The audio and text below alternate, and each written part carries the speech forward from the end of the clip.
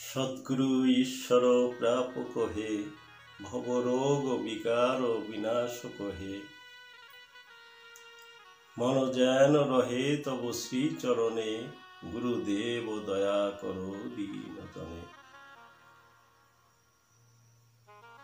এই যে বাণীগুলো মহতে রচনা করেছেন,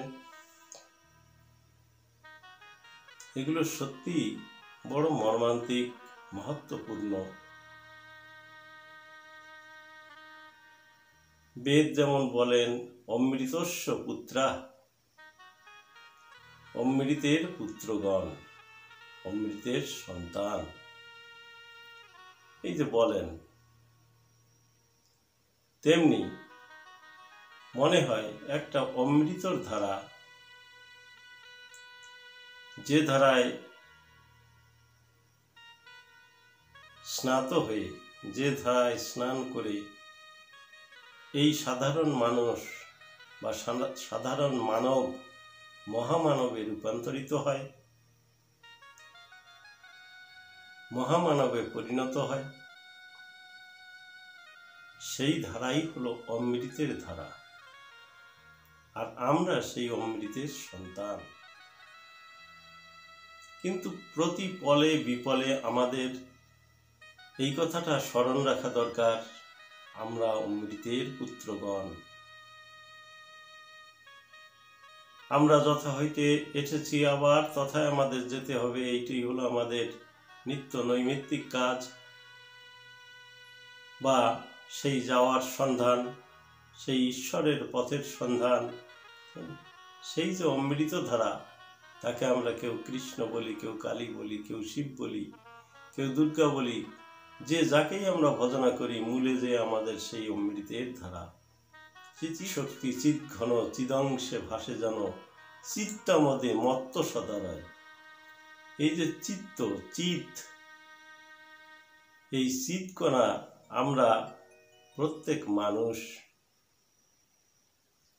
একবার একটা গ্রন্থে দেখেছিলাম, গলা ধরি যাই তুলি মম মম রব, আমরা আকাশবাসী দেবদেবী সব। তাই আমরা গলা ধরে তুলে যাই খালি যে আমরা অমৃতের সন্তান, কিন্তু সেই অমৃতের সঙ্গে আমাদের যোগযুক্ত কিভাবে রয়েছে, কিভাবে নেই, এগুলো আমাদের বোঝা উচিত, বোঝার চেষ্টা করা উচিত। এটাই সাধনা। এই যে বোঝার চেষ্টা, এইটাই সাধনা। এবং বোঝার পরে যা করণীয়, সেইটাই ভজনা। সাধন ভজন দুটো অনেক পার্থক্য, দুটো কথায় অনেক ব্যবধান। আমরা সাধন ভজন একসঙ্গে বলে থাকি, দিন রাত, যেমন দিন রাতে একসঙ্গে বলে ফেলি, কিন্তু দিন কোথায় আর রাত কোথায়, অনেক ব্যবধান। যাই হোক, আমরা ধীরে ধীরে কথার অর্থে প্রবেশ করব, তখন আমরা জানতে পারব, বুঝতে পারব। আর আমাদের জড়তা তখনই ধীরে ধীরে কাটতে শুরু করবে।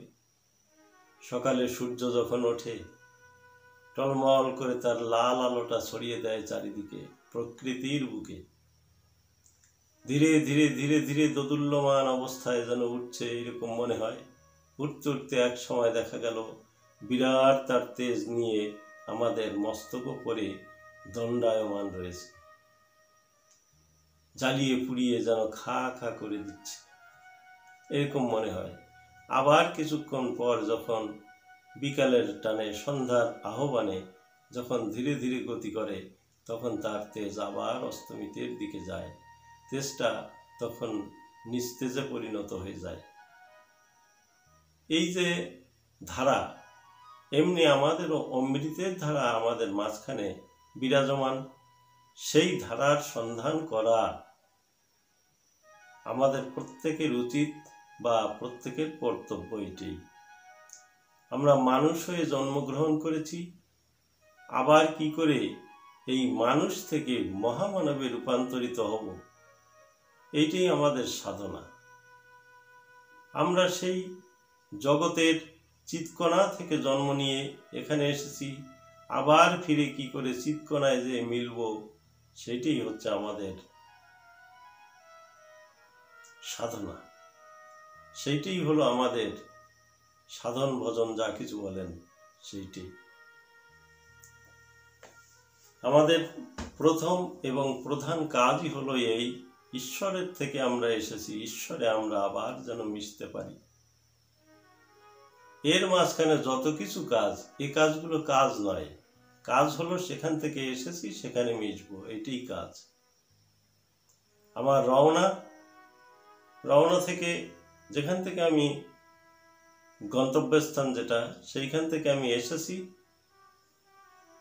হাট বাজার করছি, এখান থেকে ফিরে আবার ঠিক গন্তব্যে যাব, এইটাই হলো আমার কাজ। মানব জীবনের যেটা সবচেয়ে বড় কাজ বা কর্তব্য। যজ্ঞ করলে, যজ্ঞ এই যে মানুষ যে কাজ করে, এই কাজ সব কাজ যজ্ঞ। কিন্তু যজ্ঞটা কখন যজ্ঞ নাম ধরে, কর্মটা কখন যজ্ঞ হয়? যখন সেই যজ্ঞ পুরুষকে অনুমান করে, যজ্ঞ পুরুষকে যখন এই কাজের মূল উদ্যোক্তা বা কাজের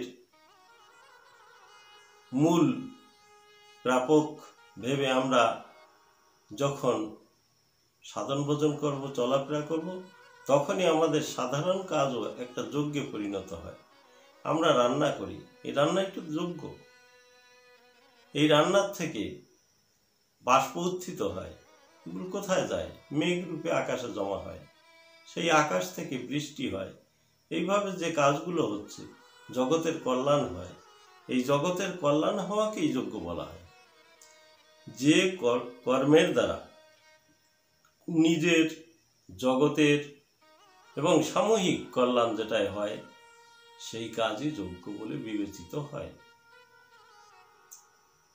তাই এক সময় ঠাকুর শ্রী নীলকান্ত গিয়েছিলেন হোশাঙ্গাবাদ। সেখানে গেলে পরে কিছু ছেলেরা দীক্ষা নিলেন। দীক্ষা নিয়ে ঠাকুর বললেন যে যজ্ঞ পবিত্র নিবি কি, যে যজ্ঞ সূত্র যেটা ব্রাহ্মণ, যে সূত্রে ব্রাহ্মণ হওয়া যায়, ব্রহ্ম গায়ত্রী জপ করতে হয়। বলে বাবা সেটা কিভাবে নিতে হবে? বলে ওইটা যজ্ঞ করেও নেওয়া যায় আর এমনিতেও নেওয়া যায়, মন্ত্র দ্বারা বিশুদ্ধ হয়ে নেওয়া যায়।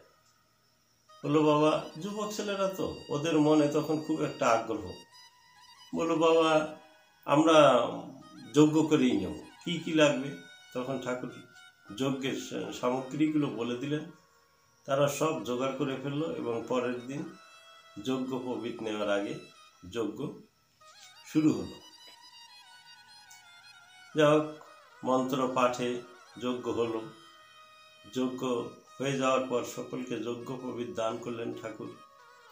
দান করবার পর তখন সেই যজ্ঞের পর্ব সমাধা হয়ে গেল আর সবাইকে সেবা পর্ব শুরু, সবার সেবা পর্ব শুরু হলো, খেতে দিলেন। এখন ঠাকুর বললেন যে যে ঘরে দিয়েছ আর বাইরে, এই বাইরে দেওয়াটা ঠিক হচ্ছে না। বলে কেন? বলে এখন তার কোনো অসুবিধা নেই, বাইরে বসুক। বলে না না, এখন ঝড় বৃষ্টি আসবে, তোমরা জানো না তো, এই যজ্ঞ করলে ঝড় বৃষ্টি আজও হয়, তা না হলে জগৎ থাকে? এখনো এই যজ্ঞে যজ্ঞ করলে বৃষ্টি হয়। কিছু লোক বাইরে দাঁড়ানো ছিল, তারা শুনে কিছু লোক হাসতে হাসতে চলে গেল, আর কিছু লোক দাঁড়িয়ে থাকলো, যে এটা হতেও পারে, মহাপুরুষের কথা। আর যারা হাসতে হাসতে গেল তারা একটু অবজ্ঞ করে চলে গেল যে হ্যাঁ, আকাশে কোনো মেঘ নেই, মেঘের সঞ্চারই হয়নি, নীলাকাশ দেখা যাচ্ছে, হাঁকা করছে রৌদ্র গরমের সময়, আর এখন বলছে যে বর্ষা হবে, ঝড় বৃষ্টি, এই হয় নাকি? ওরা চলে গেল। যারা বাইরে বসছিল তাদেরকে উঠিয়ে ঘরে দেওয়া হলো, আর কিছু লোক আর বসতে পারলো না, দাঁড়িয়ে থাকলো। এর মধ্যে 5 মিনিটও হয়নি, এর মধ্যে কোথার থেকে একখণ্ড মেঘ এসে ঝড় বৃষ্টি, ব্যাপকভাবে ঝড় বৃষ্টি হয়ে গেল, চারিদিকে জল জল হয়ে গেল। তখন সেবা, কিছু লোকের সেবা হয়ে গেল, আবার কিছু লোক পরে বসলো, এইভাবে যারা যারা ছিল তাদের সেবা হলো।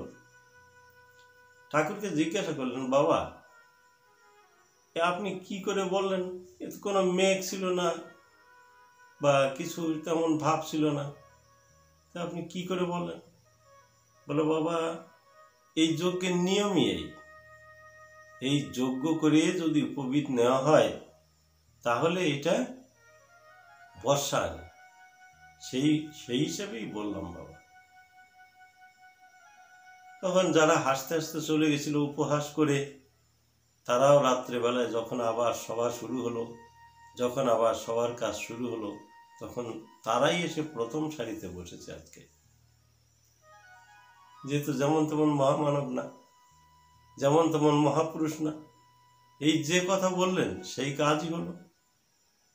এবার তারা একটা ভক্তির স্থান, যেন ঠাকুরকে ভক্তির স্থানে বসালেন এবং পরবর্তীতে তারাও অনুগামী হয়ে গেল। পরের দিন দীক্ষা নিয়ে তারাও ঠাকুরের অনুগামী হয়ে গেল।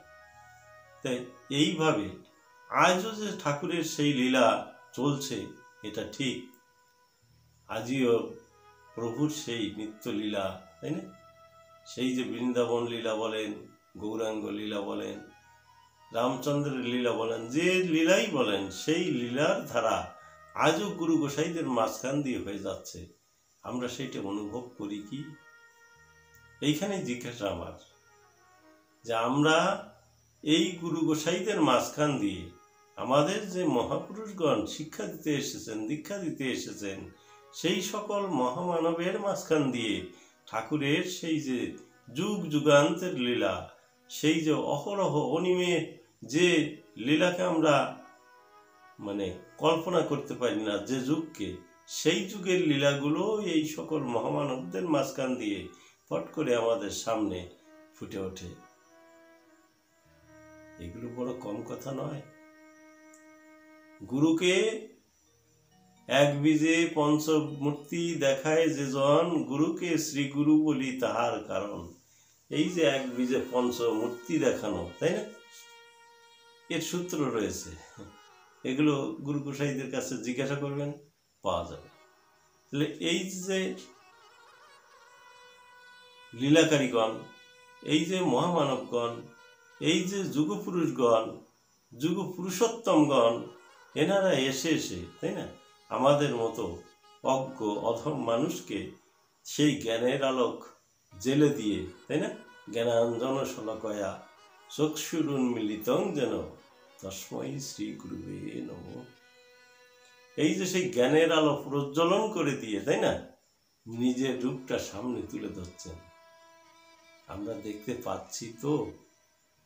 এটি জিজ্ঞাসা। যে আমরা যদি দেখতে পারি সেই লীলাকে, তাহলে আমাদের চক্ষু সার্থক হলো। যদি তার কথা মুখ দিয়ে বলতে পারি, মুখ সার্থক হলো। যদি তার লীলা, যদি তার সেই গুণাগুণ, যদি তার সেই সকল কিছু হাব ভাব যা কিছু বলেন, সেইগুলো যদি আমি হৃদয়ঙ্গম করতে পারি, তাহলেই আমার হৃদয় সার্থক হলো। এইটাই আমাদের প্রয়োজন।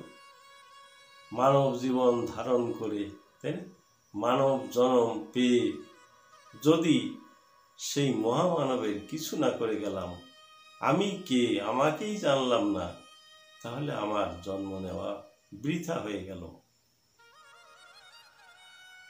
বৃথা কেন জন্ম নিলি দুর্লভ মানব দেহ ধরে, তখন বৃথা জন্ম নেওয়া হয়ে যাবে এই দুর্লভ মানব দেহ ধারণ করে। তাই গুরু গোসাইগণ সবসময় বলেন, নিজেকে জানো, আর নিজেকে জানতে পারলেই গুরুকেও জানা যায়। যাই হোক, আমরা এখানেই রাখছি। আবার ঠাকুরের ইচ্ছা হলে পরে আবার কথা শুরু হবে, কথা সবাই জানতে পারবো। যাই হোক, আপনারা আসুন, সকলে মিলে ঠাকুরের নাম করে আমরা আজকের মতো এখানেই সাঙ্গ করব। জয় জয় বিশ্বসুখ সত্যানন্দ শ্রীমৎ স্বামী নীলকান্ত মহাপ্রভু প্রেমানন্দে হরিধ্বনি বল মন হরি বল। শ্রী শ্রী মামা ধূর্যময়ী দেবী প্রেমানন্দে হরিধ্বনি বল মন হরি বল। রাধা কৃষ্ণ প্রেমানন্দে হরিধ্বনি বল মন।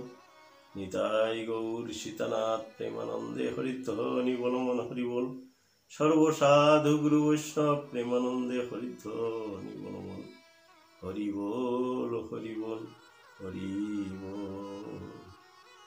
জয় সত্য হরি। সকলে সুস্থ থাকুন, সকলে ভালো থাকুন। জয় বাবা।